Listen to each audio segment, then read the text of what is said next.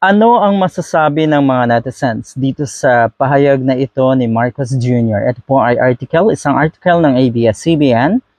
Sabi dito, muling idinidiin ni Pangulong Ferdinand Marcos Jr. na walang puwang ang fake news sa ating lipunan. Yun lang. Saan kaya humuhugot ng lakas ng loob?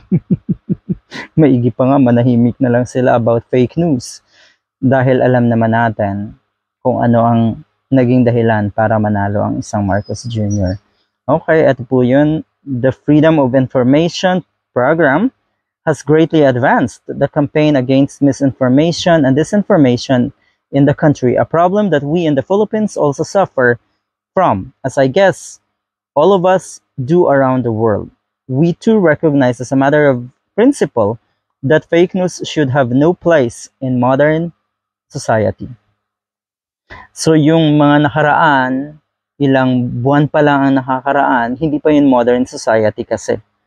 Yun po ay primitive era pa lang. Okay? Kaya naglabasan yung mga trolls, ang daming paninira sa kalaban, ang daming fake news. Hindi naman pwedeng gayahin ng kalaban dahil hindi ganon ang maging or ang mga kalaban netong si Marcos Jr. Walang ganon kalaking makinarya.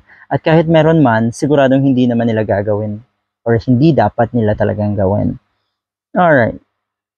Ito ang dami po talagang nagulantang na netizen dito sa pahayag na ito ni Marcos Jr. Sabi nung isa, wala daw utang na loob ito si Marcos Jr. Saan?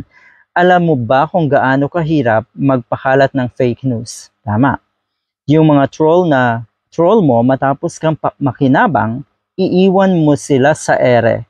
Paano na yung bayaran mong troll army? Okay. Aba yung iba dyan talagang, di ba? Kinain ng pride. Talagang kumapit sa pagtutroll. Ang dami niyan at ang dami pong patunay. Kaya nga yung sinasabi ko dati na nung mga panahon na yon, napakababa or napakataas ng unemployment dahil yung ibang trolls or yung napakaraming trolls ay nag-declare na sila ay walang trabaho. Pero meron trolling. Okay, sabi nung isa, look who's talking. Ito ata yung isa sa pinakamagandang komento, napakarami niyan. Look who's talking.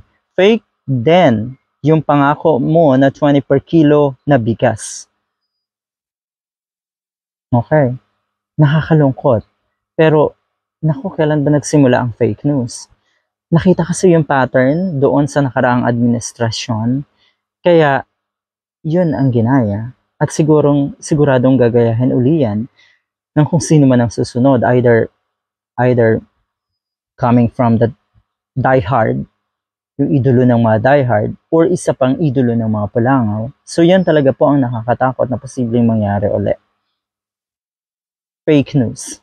Hindi lang po basta-bastang fake news ang ginagawa nila. Okay? Sobra-sobrang kademonyuhan at paninira sa kalaban. At paninira, particular po kay Atty. Leni Robredo. Kung sana yung mga simpleng fake news lang, misleading ng konti, siguro pwede pa yung palagpasin. Pero yung sobra-sobrang kademonyuhan, katarantaduhan, at paninira, ay hindi po fair talaga yan. Doon mas lalong nakinabang itong kasalukuyang nasa palasyo. Naku po, ang top leadership po ng Pinas ngayon ay gumagamit ng algorithms ng fake news. Dami fraudsters ang naging powerful, pati history ng Pilipinas sa children's school books kahit sa academe pinalitan. You see? Yan ang katotohanan na minsan iisipin mo kakabahan ka pa rin sa susunod na eleksyon dahil nga posibleng ganito pa rin ang pattern.